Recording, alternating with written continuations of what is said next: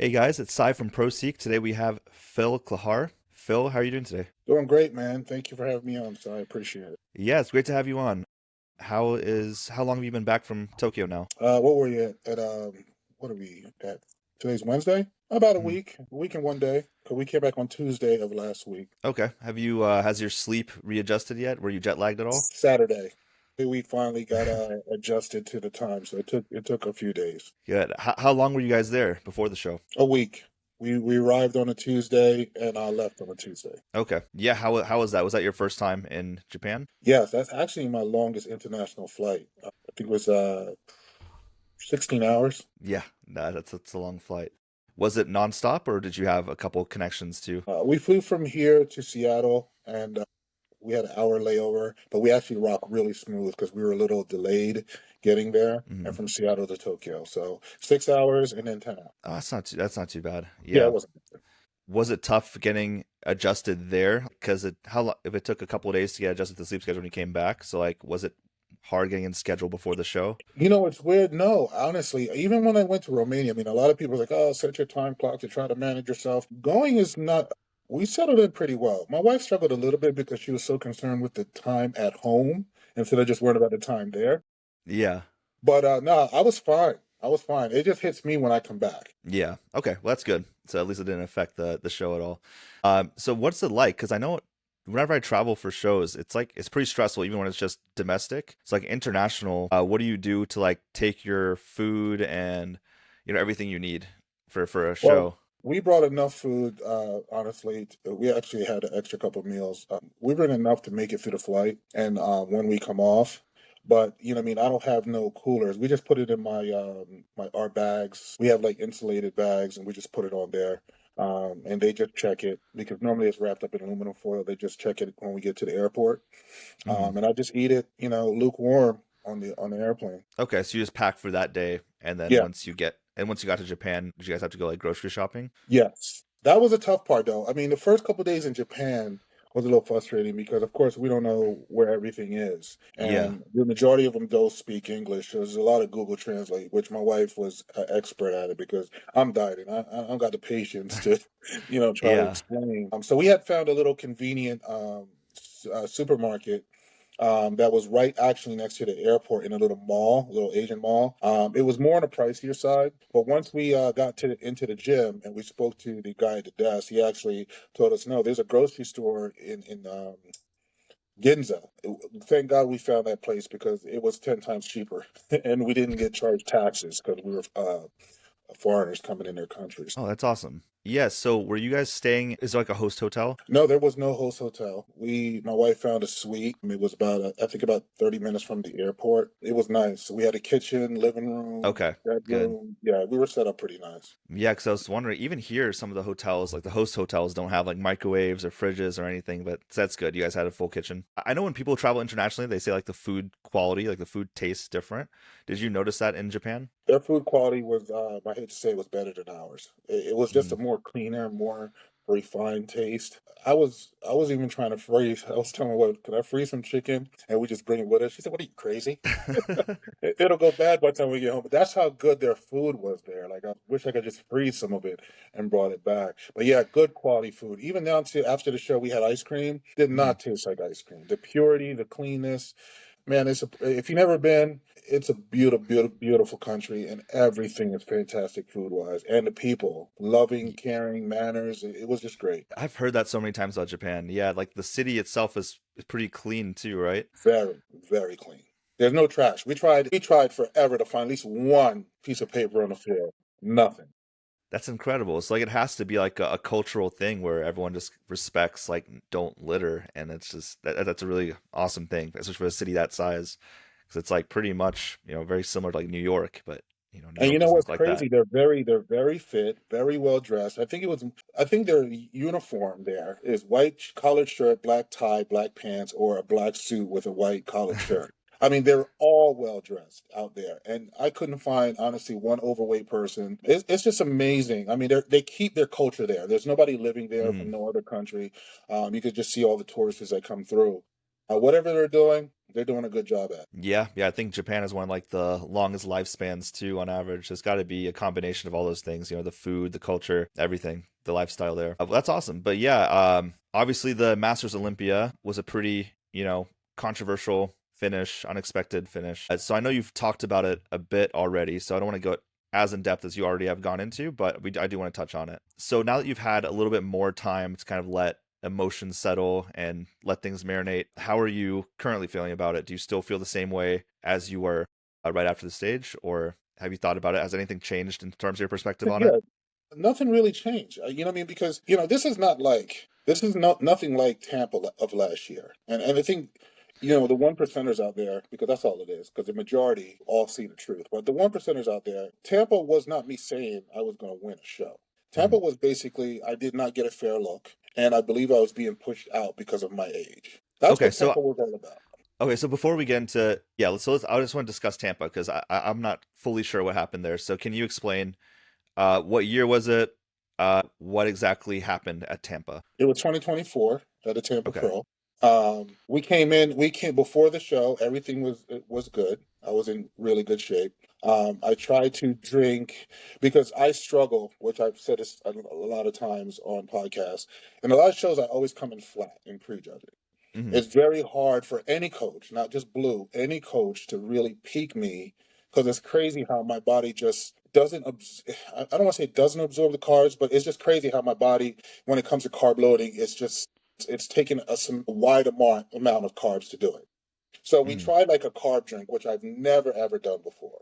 And a lot of pros do drink like a carb powder liquid Right. drink backstage. And it backfired. So it basically spilled me over and gave me a smooth look. I didn't know, but my wife noticed when I stepped on stage. Even with that look, what I mean, I still think it was a good top 10 finish, but it Hmm. didn't go that way. So, after the show, my emotions now is different than then. I mean, I was very, Hmm. very angry. You know what I mean? Because there were things said to me in the past regarding my age, and then when how that show played out, I was seeing it. So I made, I got on, podcast and I explained I have the right to express my feelings. Of I course. said that, what I mean, I think I didn't get a fair look, and I Hmm. believe that I'm being pushed out because that was told to me 2 years prior by a certain individual. If I was only uh, a certain age younger, so that's telling me, oh, if you were this age, you probably have better chance of, Hmm. producing in, competing in the open division. So that was my spill and take about it: the mistreatment and not getting a fair look and stuff, so forth and so on. And So was that told to you by a judge? Was that told? Well, who was that told to you by? it was told to me. I'm not going to call his name again. Yeah, not his I mean, name, but honestly, I can because I'm done with them. I really don't care. It was Tyler Mannion that had told me in 2020. It was 2020? No, 2021. I'm sorry. When I was battling, I think it was Ian, and then we went into Texas the following week. hmm, That was expressed actually to my wife, not me. I was standing there, and it was expressed to her. I thought nothing of it, yeah. So I went to do my show. But when Tampa went down the way it did, because I mean the judges wouldn't even look at me. They pretty much cast me to the other side, last Hmm. year. And you could read it. You could read the energy. I mean, anybody could read the energy. So that was my display of being upset, was because of that reason. This one is a whole different reason. Yeah. Okay. So do you feel like they were pushing you into like competing in masters? I Is believe that what you so. felt? I Okay. believe so. Okay. So yeah. So Tampa, you just felt like you didn't get a good look.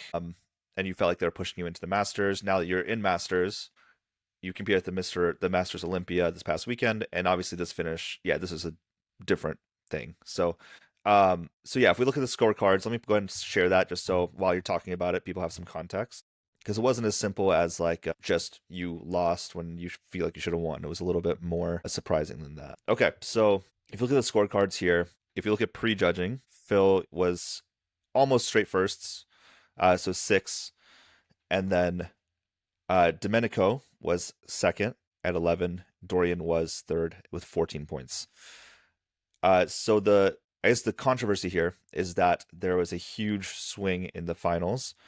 It literally, Dorian would have had to get this exact score in order to win. So he would have had to have gotten 5 perfect score at finals, while Phil also got dramatically worse. And that's kind of where you take issue with it, right?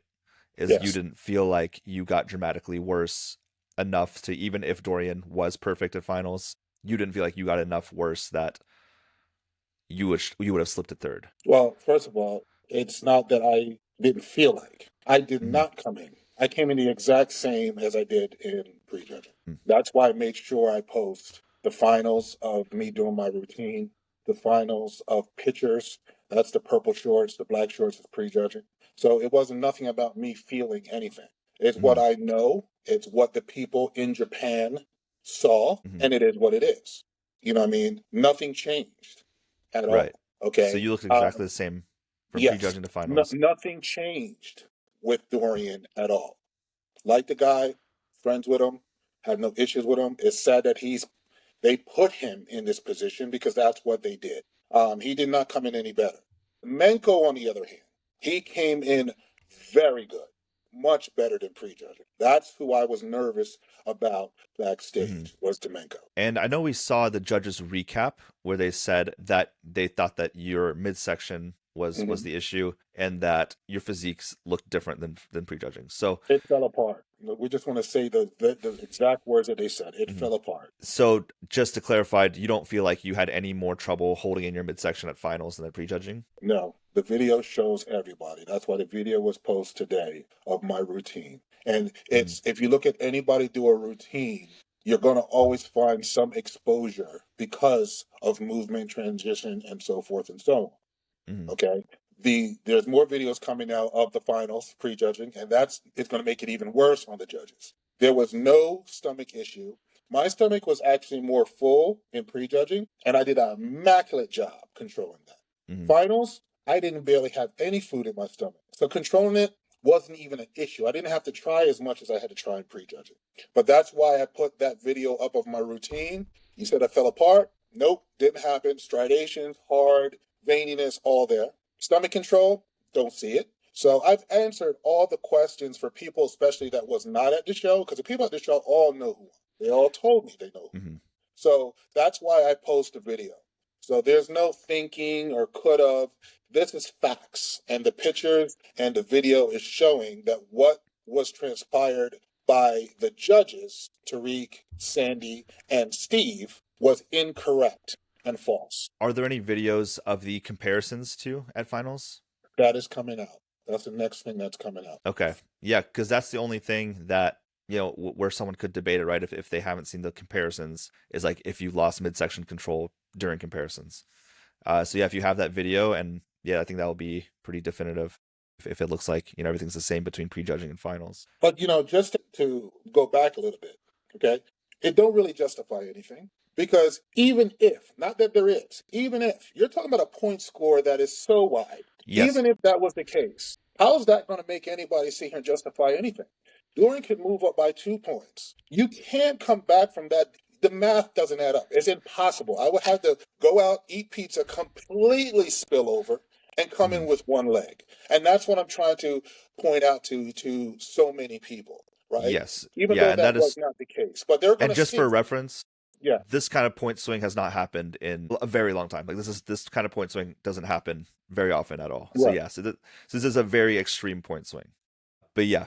So you would have to have come dramatically worse, or it would have had to be so close to prejudging between the three of you, even if you were first and Domenico was second and he was third, that a small change could flip the positions that much. Yeah, it would have flipped more towards Domingo. That's what I'm trying to let people understand. He was the closest to me in points. So why do you think that it didn't flip towards What I Domenico? what I believe that this is what I believe. Okay, Domingo just went pro. He just became pro within that year. Mm-hmm. Okay, Dorian has a much more no name within competing. His competing history. Yeah. Domingo conditioning was superior, very good. But when you have to, he had a little bit of flaws. His waist wasn't as narrow. He had a little bit, which you can see at the bottom, a little bit extension in the lower abdomen. You can see that. But either way, I think I tell people it's not even about the fact because they're saying, well, Dorian is not a big name bodybuilder, and Why would they give it to him? I said it wasn't even about who they gave it to. It was just to make sure I did not win. And Dorian was just the scapegoat that they used because yes, he's a big guy. He's not a small guy. But Mhm. if I played that card and came in soft and carried body fat like that and came in bigger, I would have placed sixth. So Mhm. when I came into the show, I made it known prior to coming in the show, I'm not focused in on big, huge size. I'm already 6 foot tall. I'm already a big guy. I'm going to focus on strict conditioning because that's what they kept saying throughout my years. That's all I need to bring in. So I did what Steve told me for years I need to bring in and not worry about size. Dorian was just I hate to use it in this term, the scapegoat that they use to make sure I did not lose. It's easier to justify But wouldn't it have been easier for to them. justify the person that got second to come in first at night? Because like But then there wouldn't be any controversy, right? If people are there was like Domenico was a little worse at prejudging, he was a little better at finals, he's the winner. So but they wouldn't have didn't that do have it that made way. the most sense? It would have made more sense, but they didn't do it that way. Because technically, like I said, if you look at a lot of things, the Menko condition was very good. Mhm. But when now you're trying, because they were trying. When we come out with videos, you're gonna see them trying to make that a possibility with Domenico. It just wasn't psychologically was going to make sense. Even though what they did in the finals doesn't make sense. Yeah, so do It you think just that Dorian did make more sense in the finals then? Did he for look them, enough for better? them, for them. I think Domingo was second. I was first. Point blank, cut and Okay. dry. That's what You let me know, Sai, what show you've seen within the years of prejudging. The two guys battling in prejudging, not come back and battle again in finals. I I just haven't had never had saw that. I haven't seen it either. Yeah. So that's what I'm saying. This whole show was just a shock. Yeah, it definitely was. It definitely was, a very unexpected outcome. And I think that was, definitely talked about in a lot of media outlets because I think we all kind of saw that and felt like that was unexpected. Yeah, I actually don't think I've seen that at a pro show where there's a final two call out and then someone outside of that won. Yeah, it happened. You know what I mean? And I gave these judges superior credit. They've been doing an absolute tremendous great job all year with Mhm. picking the right person that won towards the criteria. And the thing is, like, we have a criteria, but they tend to, I mean, they're human. They're human beings, right? Mhm. So they have that criteria, but then I think they get objective and they choose now to go outside of the criteria. And that's what I saw within this show. Like I said, prejudging, that was straight up. They scored that straight up with no Mhm. issues. The issue is coming now from prejudging 3 hours later for that to happen. That's where the issue is coming in. Mhm. So something was put in play. I don't know what it was. Phil cannot win this show. That's just how it was going to be. Phil cannot win because you can't go from prejudging being awesome and that wide margin to all of a sudden it just shifts like that with no change in the physique. And that's the Mhm. discussion that I'm going to continue to push because until these judges step up and show me a video while they're explaining to me what they're justifying midsection and falling apart, they can't. That's why I'm gonna keep posting. So I got prejudging coming, I got finals coming. That's gonna be a dagger because there's nothing they can prove at all. You know what I'm saying? My thing was I just wanted to be treated fairly. I understand that last year I spoke out and it is what it is, but I'm a professional athlete and I am a grown man and I think that anyone should be able to voice their opinion about anything without getting Yes. persecuted for it. And that's just the Yeah. issue. Yeah. I thought that me coming back, I apologized. I did all the necessary things, you know what I mean? And I came back thinking it was a clean slate. Even at the athletic meeting, I spoke to Sandy, took pictures with him, because I can test the vibes. I can really feel people out. I'm Jamaican. It's just something I have that could tell me, okay, something's not right. Everything was running so smoothly, and it was running smoothly from prejudging. And Yeah, I so it don't seemed know. like at prejudging Sandy and Steve, I mean, so it didn't seems like they don't have an issue with you, right? Because they're the ones Right. who scored you in prejudging. So you think that who do you think is the one who has an issue with you then? Because it was because they're the ones who also judge prejudging, and at that point they gave you first. The person that I think made this shot call was not there. I think it was a phone call.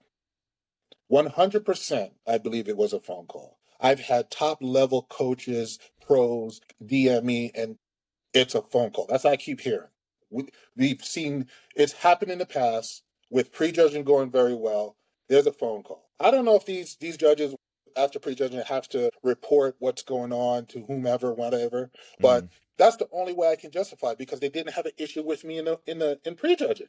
So right. what was the remarkable switch in their minds to cause this to go this direction, this dramatically? So Did that's you what I'm going to say, and that's what I firmly believe. It was a phone call. How Clayhar's doing? Shit, Clayhar looks ridiculous. Well, he can't win. He has to lose by one. That's how I believe the conversation. did you try to talk to Steve or Sandy after the show to see what if they could explain this to you? Here's the question. Why would I call Sandy and Steve when they made a recap saying that it was a midsection issue and I fell apart? Why would I want to talk to anyone that's going to disrespect me and tell me, first of all, that I fell apart when it was not true? Now, Sai, be honest with yourself. You really believe they're going to have a justification and a reason, a logical reason, after seeing all this stuff being exposed, to be able to tell me why I lost? You know what I mean? I've been in the game for a while. I've went to these judges year in and year out. Even here's one. Me going against Ian, that was very close. That you can call could go either way, right? Mm, Never complained. Never said one damn word when me and Ian battled, and I knew I won that and I didn't win it. I kept my mouth shut. My fans went viral disrespecting Ian. And I teamed up with Ian in Dallas at Destination Dallas, and we mm, made a video together. And I told my fans, don't listen, he won. That's the way it went.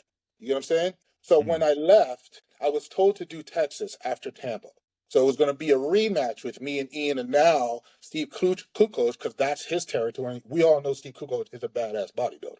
So Yep. now you got three heads about to go at it, because that was the big print going into Texas. I didn't win. I took third. I asked the question, how come I took third? Well, from the back shots, your hamstrings are a little bit smaller from the back shots. I said, that's not what you told me when I did Tampa. You get what I'm trying to tell you?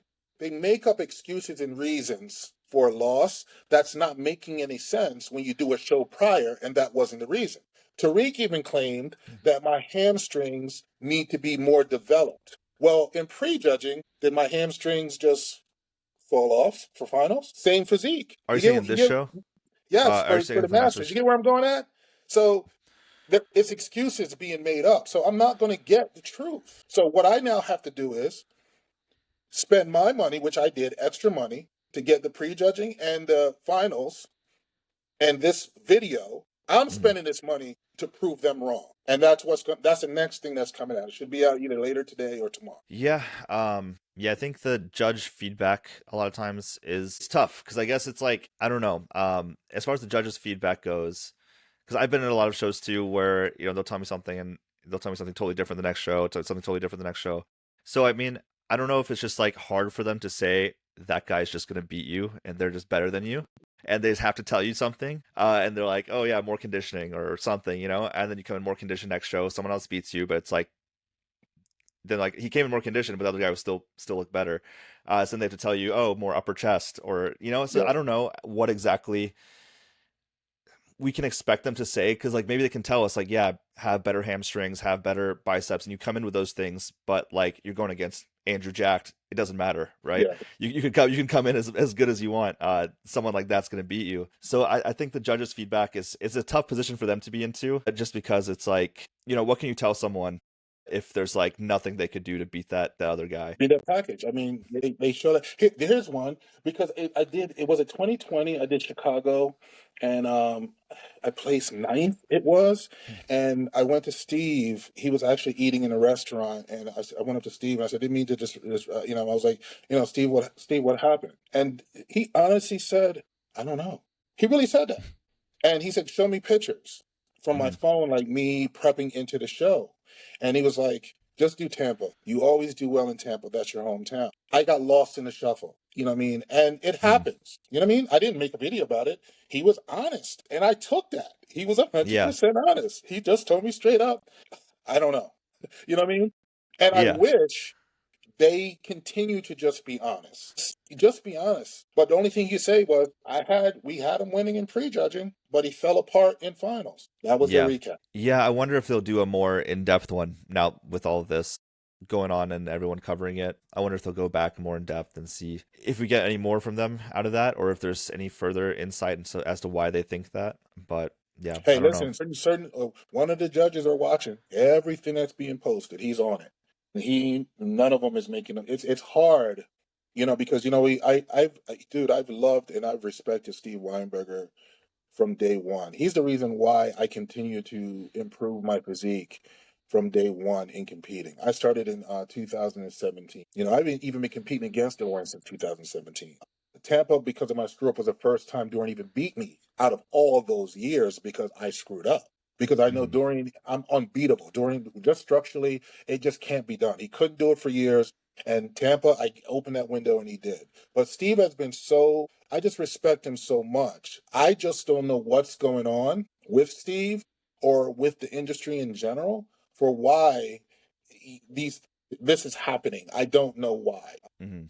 But I just respect them because, like I said, prejudging, they did the right thing. They did the right thing. So I And can't that's what go after confuses me too.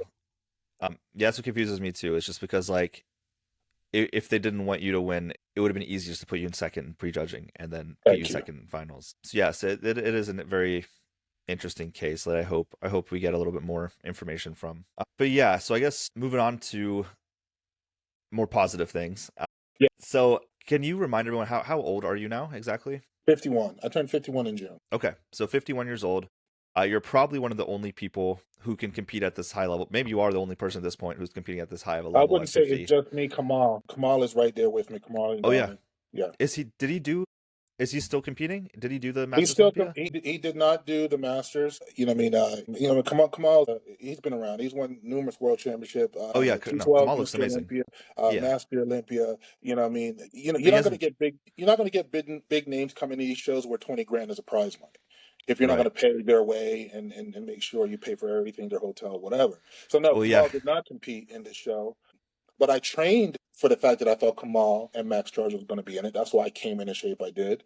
Mhm. But yeah, I don't know. I don't know what Kamal is doing. We did a video together. I don't know if you saw it. We spoke about a lot of things and what his game plans are. So I'm not going to speak for him on here, but we did speak about it on live on his channel. But yeah, Yeah. Kamal is the next guy that's freaking great at his age. He's 53 years old. Oh yeah, he looks amazing. I remember him when he did the 212 Olympia. He looked incredible. But yeah, so I think there's a lot of things to unpack and a lot of insight we can gain from you and people can gain from you to be able to compete at that level in your 50s because it is very, very rarely seen. So what I wanted to get into was maybe some of the specifics, not just about this prep, but like what age did you start competing? Oh man, I started competing in 1999. How old I was? You got to do the math. But I started in 1999. So it's 26 years ago, so that would be in I had your to be in late my early 20s, 20s. right? Yeah. Yeah, so at 27. So I think there's a lot to ask you about here because I would love to hear what changes things have like how things have changed from competing in your 20s versus competing in your 50s. So let's start with like how did this prep go compared to previous preps? Was this a hard prep for you or was it pretty smooth? It was a smooth prep, but yet it was hard. Every prep is hard, but every prep is also different. This prep here, we decided, I love Blue Taylor, excellent coach when it comes to health. We wanted to go less PDs as much as Hmm. possible. We did like a carb cycling, which we never done before, and then much, much more cardio. Okay. you know, hour in the morning, an hour, in the evening.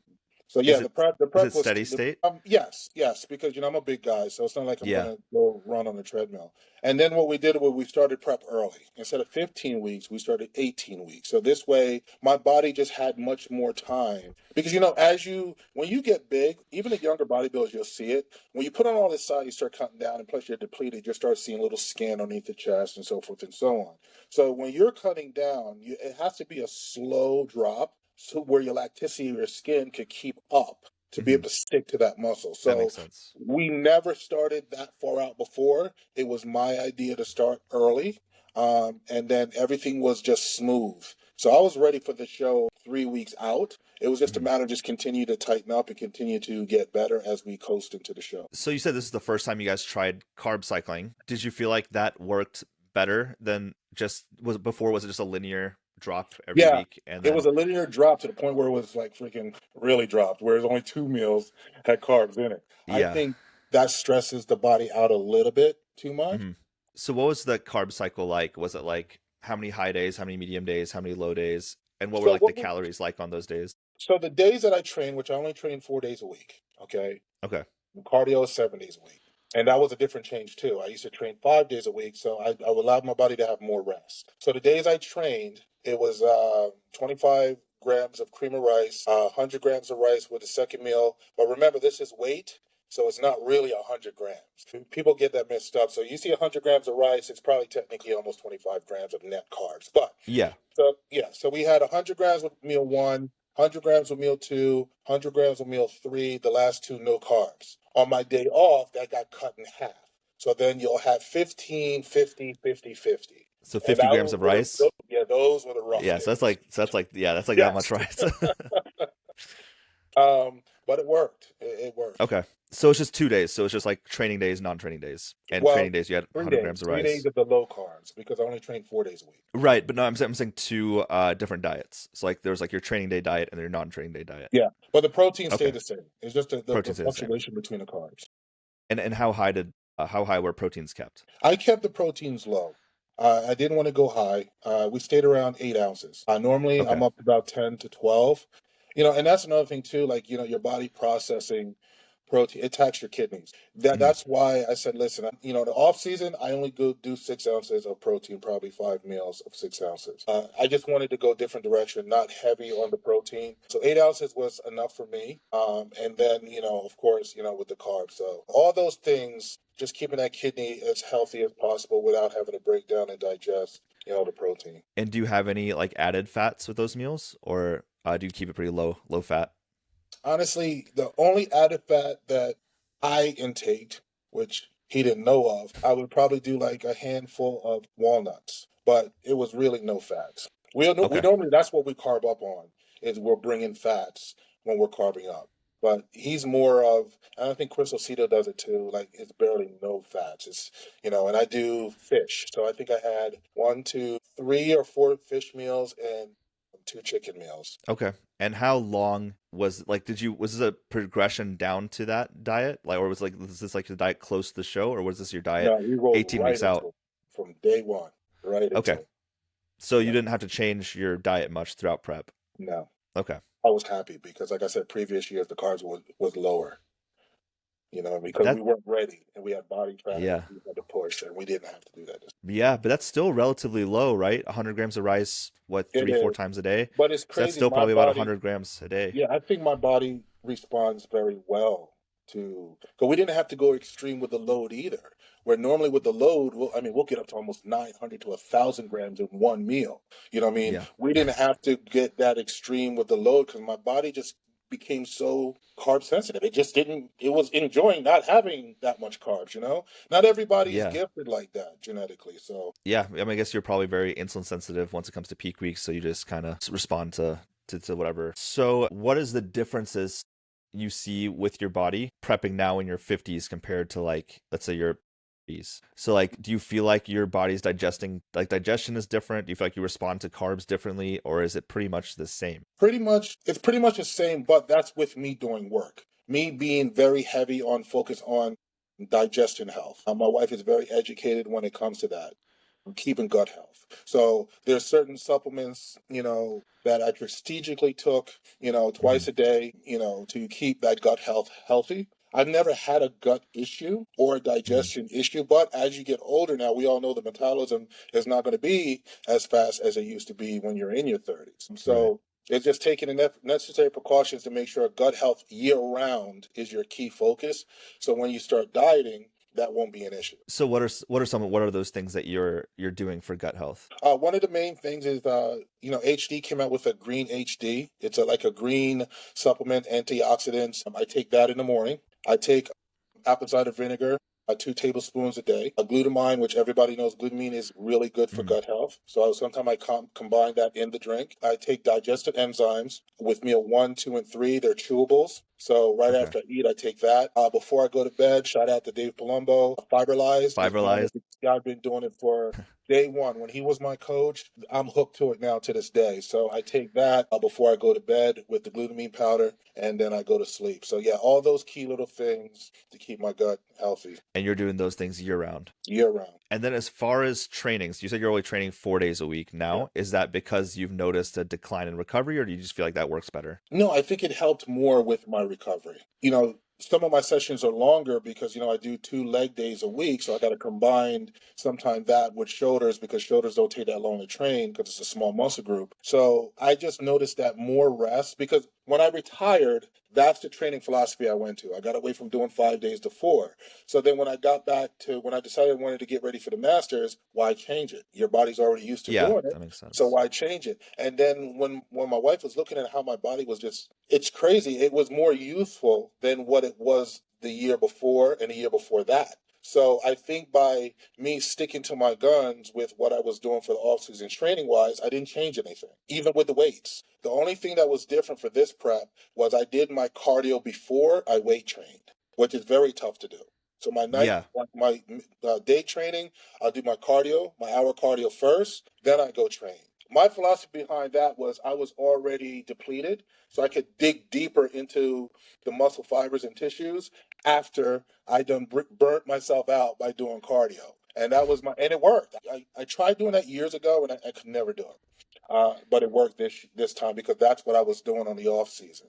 I was doing cardio before I weight trained. So I just stuck to the same thing I was doing. Yeah. But obviously during prep, you said you were doing 2 1-hour sessions, right? So you're doing an Yeah, hour of so cardio yeah, I do before you work first thing out. in the morning. First thing in the morning, fasted state. I'll get up. I'm very blessed. Our housing community has a brand new gym, has everything Oh, stairmaster. that's So I just nice. get up and go next door, do that, Yeah. come home, shower, eat, and then around 12 is when I train again, like weight train. So I'll do my hour again at 12, and then I'll weight train. Okay. And you didn't feel like that impacted your, so like when you were in your off season, the cardio is much less, right? So you didn't feel like doing that all that extra cardio impacted the amount of weight you're able to lift? Like, did it impact your performance at all? No, because I don't focus on quantity. I focus on quality. That's always been my philosophy. That's why I've never had an injury ever from weight training. Wrestling, I tore, ligaments in my knee from wrestling in high school and college, but Uh-huh. I've never had an injury, knock on wood, in the gym because I'm not a guy that's going to push weight. Now, as you get older, you have to now revamp your training and train smarter, not harder. You get what I'm saying? Hmm. So, Lee Haney couldn't say it better. Stimulate, don't annihilate. So that was just my philosophy. Okay, so yeah, I want to get into that a little bit more. So can you describe like what your training looks like specifically? So like how much, like what does your split look like over these 4 days, and how much like volume are you doing per muscle group on each day? Yeah, so Monday is normally legs and Hmm. glutes. Tuesday is chest, triceps, and glutes. I always train the posting to train at least 4 times a week. Wednesday I'm off. Thursday is shoulders, and I focus on hamstrings a lot, glutes, and leg extensions. I do no press movements. I may do some goblet squats with a dumbbell, a plate underneath my heel. And then Friday is back, one of my favorite days. Of course, everybody knows that's why I have a Yeah. great back. Back in biceps, and then I do a chest pump. So I do a couple isolation exercises, couple chest suppressors for chest, and then that's it. My rep range normally stays between 15, 12, and 12. When I'm deep, about 3 weeks out, the rep will go up to about 20 reps, 2 sets of 20, and then finish with 1 set of 15. So the reps will stay super high. Is that consistent throughout your career, or is that something you changed over the? In the past, I would train a little bit heavier when I was doing 5 days a week, where my rep count would have been, first set was always 15.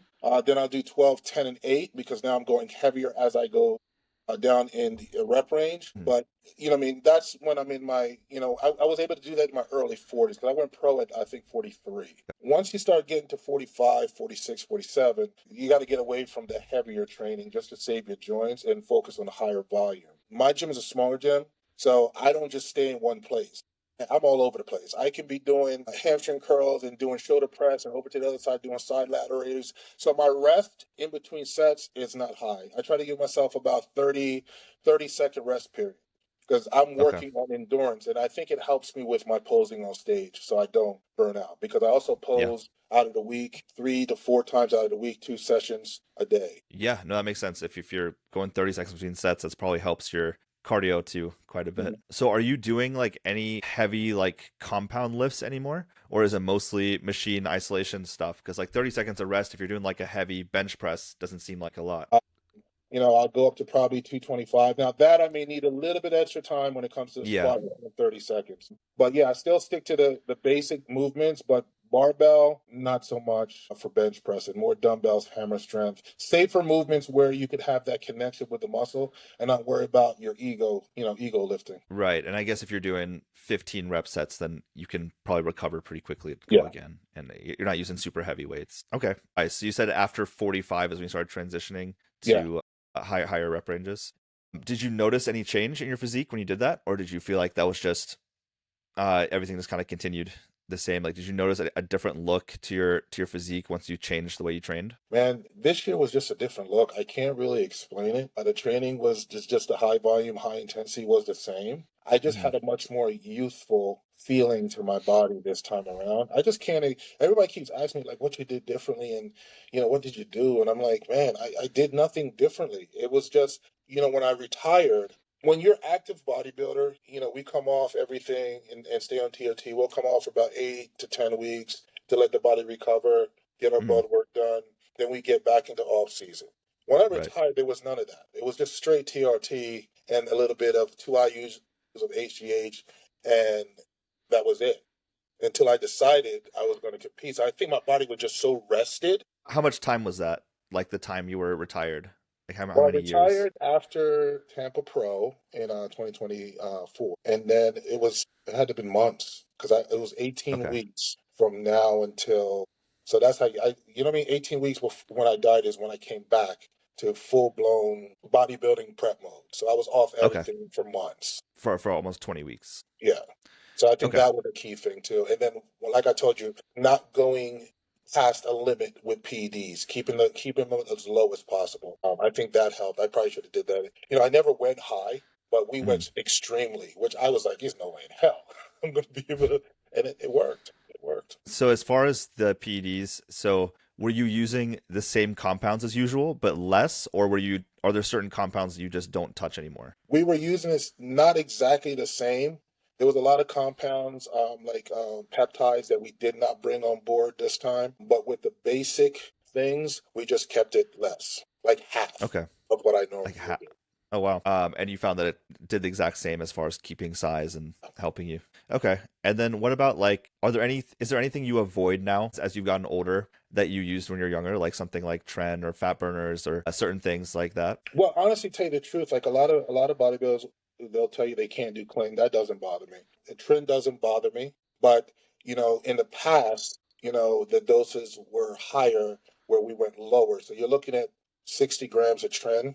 Starting off at 20 and just titrating up and stopped at 60, and that's for the So week. so 20 a weekly? That's for Oh, the okay. week, 60, bro.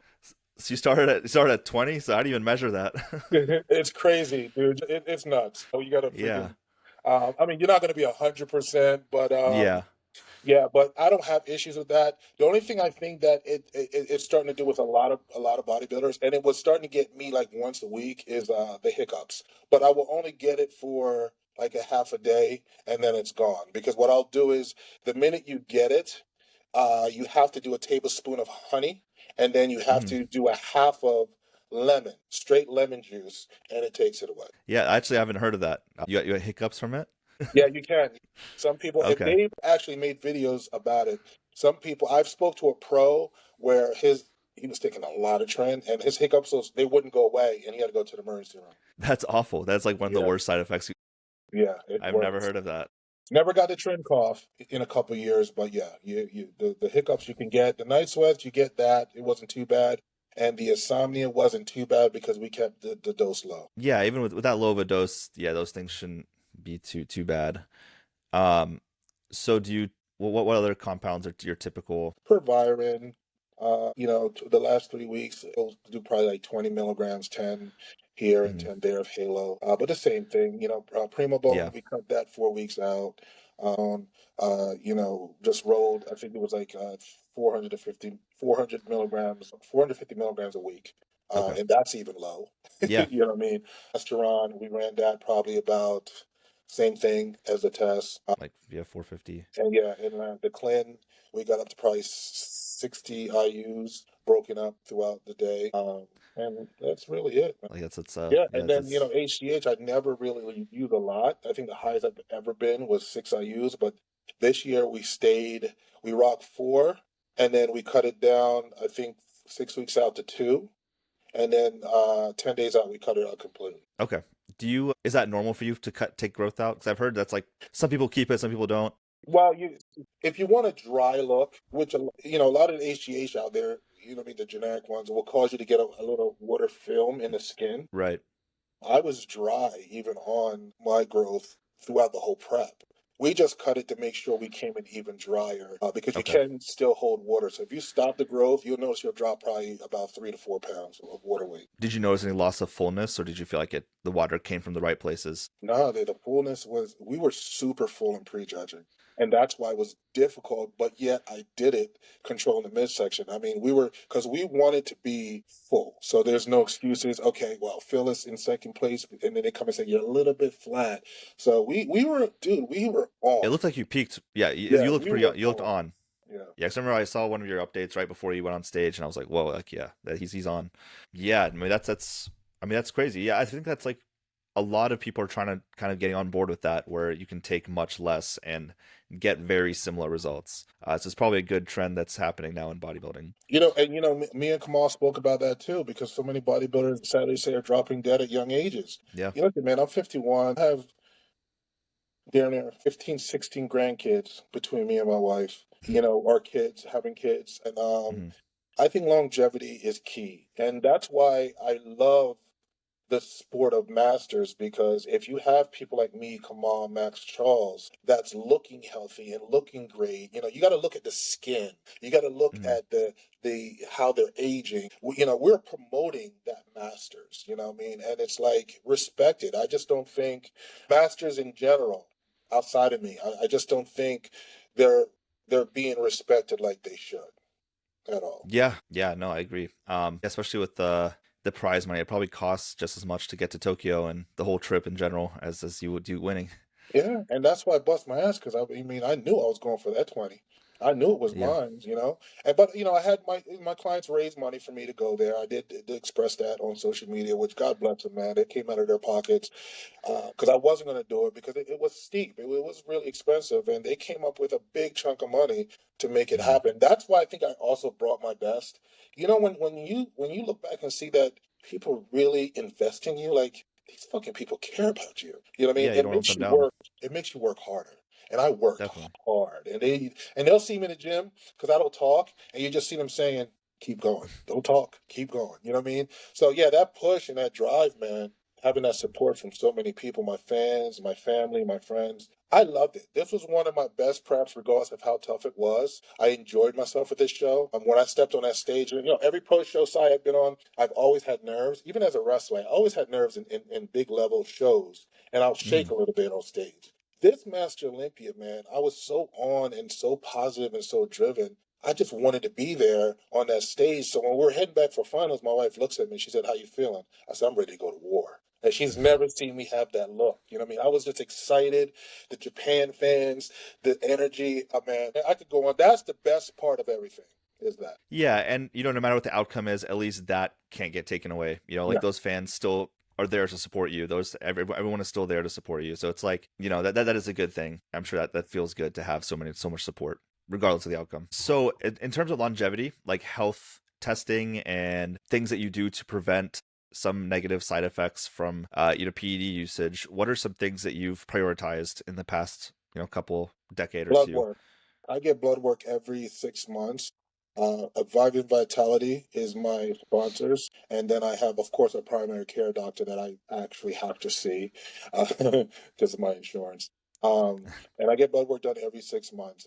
One thing about Blue is like we'll do blood work, and then we'll do blood work again before we prep, and then Mhm. we'll get a little blood work as we get into prep. Deep into prep. That's what I'm saying. Like he's big on health, and the markers have to be where they're at, or we won't touch certain PEDs at all if the markers is where it's at. Okay, so like if you were mid prep and you're, let's say 8 weeks out and your cholesterol is high or your blood pressure is high, he would actually remove PEDs to correct those things? Yeah. Well, genetically, I in my family have high blood pressure, so I take high blood pressure meds in general. Even before I was, you know, on that, even when I was on natural, I had the Mhm. high blood pressure issue. So that was never from bodybuilding, but I take something for that. But yeah, I mean, if anything else, like the cholesterol, certain enzymes, he's just very careful. He's just very careful. That's good. Yeah. What about other tests? Like, do you ever have you gone in for like an echocardiogram to see Yes, I like? did, and we're about to set another one up because I see my primary care doctor next month, and we're gonna. There's some other tests. Like I said, my wife is like she has a nursing degree.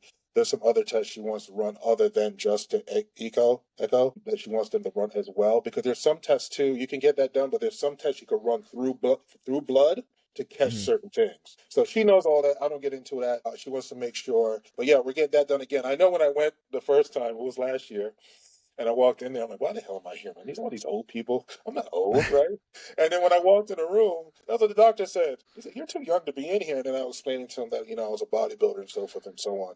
But everything was good. I had a slightly enlarged heart, which every athlete, Yeah. yeah, but no blockages, no serious issues. So, but we're going to get another one done again. God bless my wife. She's just very anal with me regarding bodybuilding and health. I mean that's a good thing, yeah, and especially doing as long as you have, if it's good to be on top of all that. So blood work, some occasional tests like echocardiograms, like calcium score. Have you Yep. like done that? Well, And how frequently do you space those things out? Like every like couple years or like? yes. So I was there, I think, a year and a half ago. But there's some, like I said, there's some tests that she's been researching that in the blood work, when I get the blood work before I go get the heart checked and all that, she wants to know because it'll give you signs within that blood with things that's going on within your heart.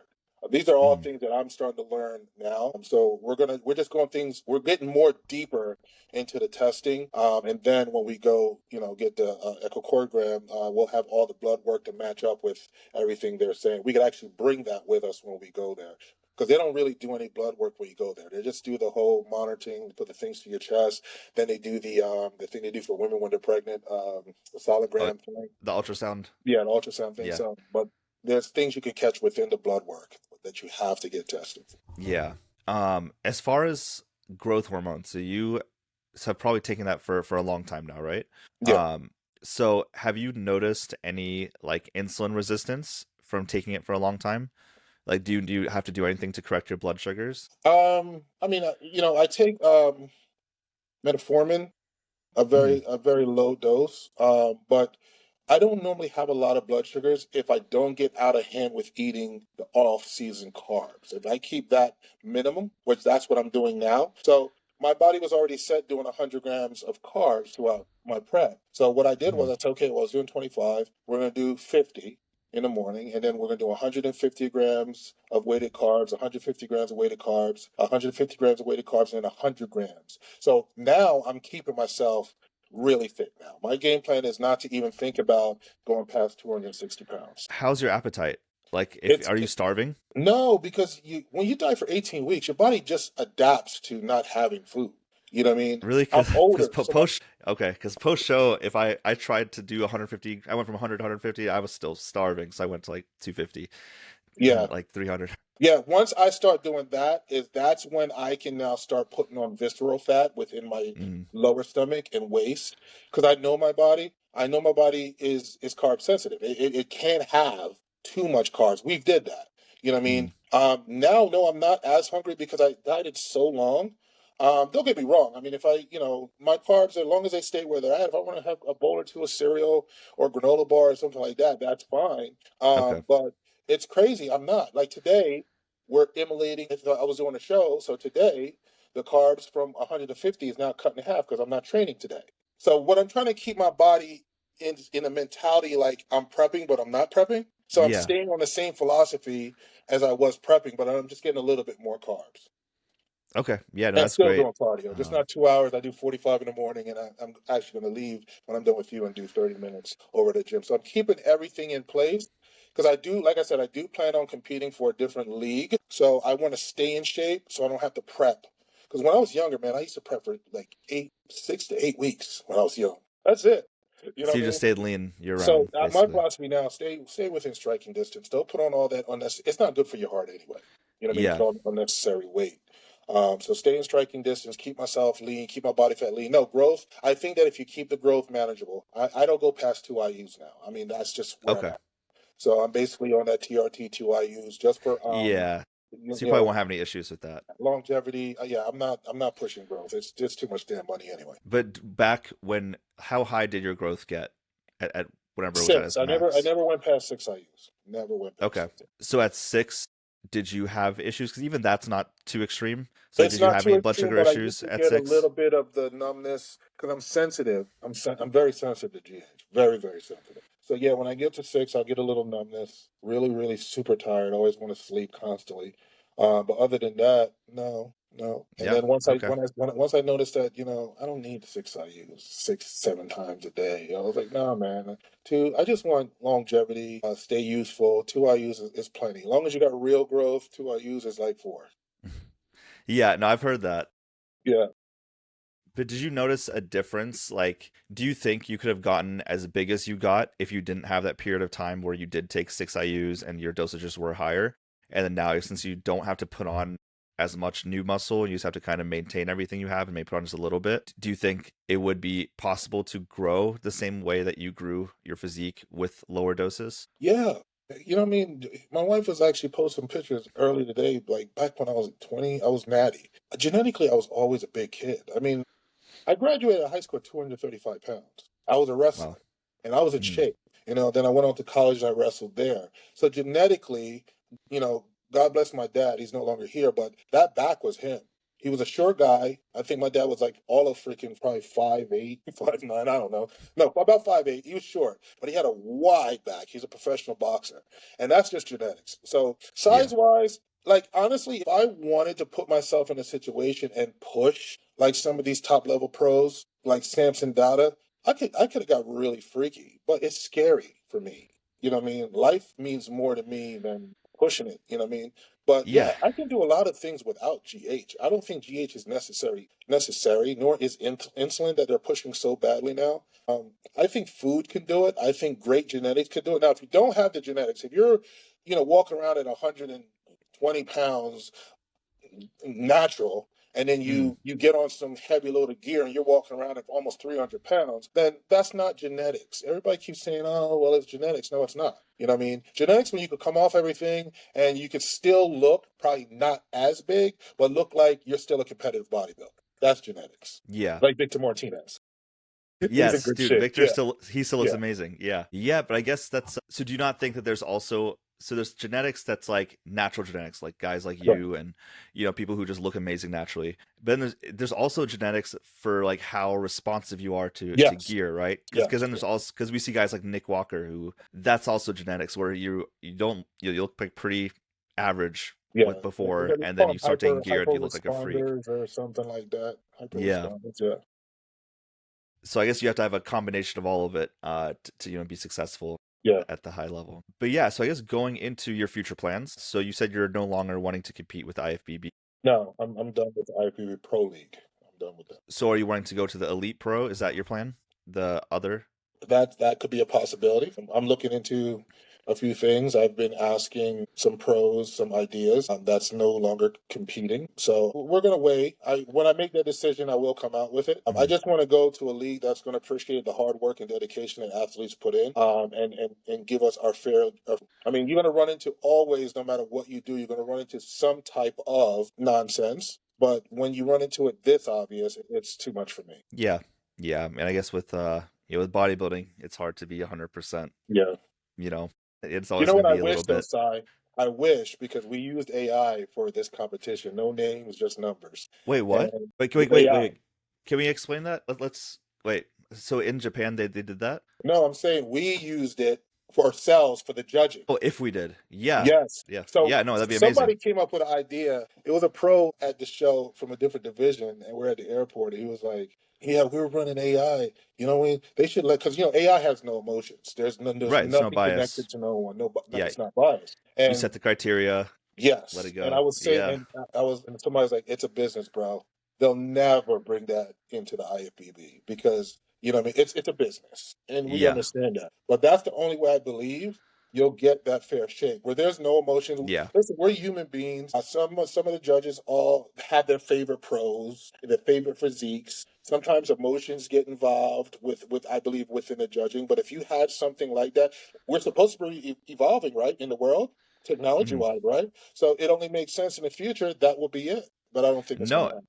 I think it makes sense. And I think that even if it doesn't replace the judging, it could at least be assistance. Like there could be an AI assistant that the judges look at that can scan symmetry and Hmm. whatever size, and they can look at it and be like, oh, okay, my thought process is similar to like the AI is showing me. So yeah, I think it could definitely help And then another judging thing in the too, future. everybody's saying is in the Olympics the score is on the board, right? Right now you see scores being taken with pencil. Why Mhm. pencil? You could easily erase things, and you know what I'm saying. So I think I've it thought of should that be, too. yeah, it should be out in the open. Everybody in the audience and everybody that's on live stream could physically see it. Okay, and it's a little bit difficult now to doctor things when it's right there up there, set in Mhm. stone, and you can't shift anything.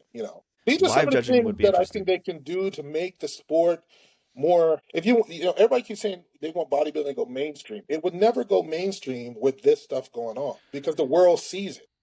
So it'll Yeah. never go mainstream that way. And it's just too hard to without that transparency. I think it's too hard for like the average person who doesn't know bodybuilding to understand. So yeah, if there was transparency and we did have live judging, that would help a lot for the average person to be like, oh, this they're judging this guy first, his second. Because like if you just walked blindly into a bodybuilding show, you have no idea what first call out means, you have no idea what being in the middle means, you have no idea about any of this. So yeah, I think that would be something that would help.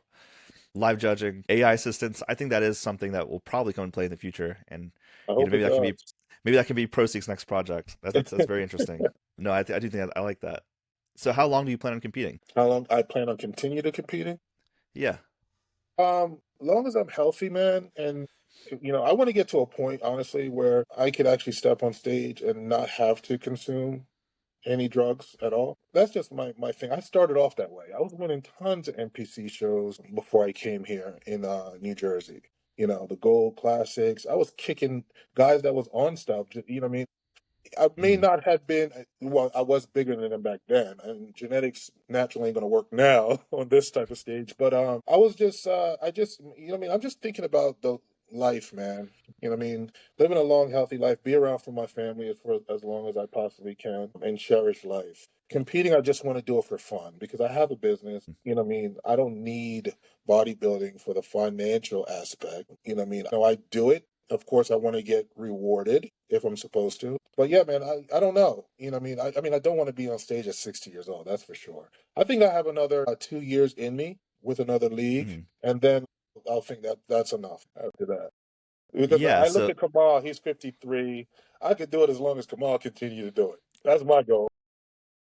yeah, just keep up with Kamal when he retires, and you can too. Yeah. So, but I guess you're just doing it because you love it at this point, right? Because Yeah. like you said, you don't need to do it for financial whatever. So yeah, I guess it's until you stop loving it or until your body tells you it's not worth it anymore. Yeah. So I want to talk about people if they wanted to work with you. So obviously you're on ProSeek, you're one of our ProSeek athletes. So what services do you offer through there that people can get for you? Nutrition, help with posing, coaching, honestly, life coaching. I mean, I do it all. I mean, I train a lot of women. The majority of my clientele is women. I think I train probably like 4 guys, but I do coach. I've been coaching a small number of. I mean, it's not something I want to get into it broadly because I'm Mhm. running my fitness business.